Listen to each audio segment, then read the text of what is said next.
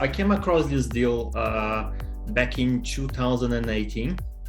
So I was looking for a project where I could manufacture some growth, because in my portfolio, what I always try to do is look for deals where I can add value to help me to hold those for the long term and make sure that it generates extra cash flow into my bank account every month. So what I was looking for was basically a property that was well located. It had all the right aspects for me to go and do some development and then hold it for the long term. So that's sort of was what I had in the back of my mind when I start looking for my next deal. From there, I end up engaging with a buyer's agent, and with the help of the buyer agents, he helped me to narrow down some areas and potentially the property to buy as well. So that's how it all started. I actually just put it in the market, so it's actually up for rental at the moment, and that's basically how it looks from the outside. The main house has been rented for $550 per week, with the addition of the granny flat, which will bring in an additional $495 per week.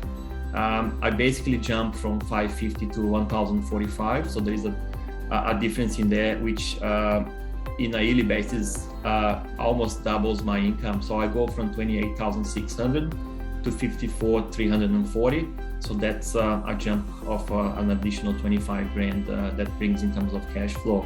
And in terms of the numbers, as I was saying, because my income improves a fair bit, so we did the valuation of the property with the granny flat. So you can see that increased my rental yield from mid threes to 4.5%. Not only that, the property market in Newcastle has been growing a lot since I bought the property, and my forecast for it is actually to increase in the back of its great location.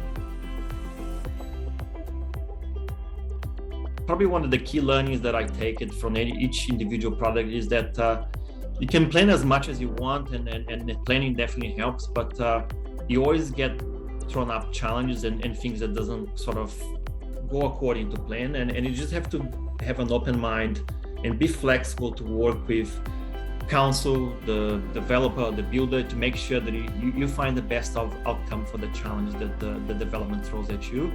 And definitely having contingencies, and in this case having a plan B or a different way of developing the property if my plan A didn't work out, which is basically what happened, was always was a very, very good thing to fall back on, because if your plan A doesn't work out, what's your exit strategy, and what else you can do with that property to make sure that you get a positive outcome out of it. So that's probably something that I took out of this project, and making sure that I have options, and that's one of the key things that I take into my projects.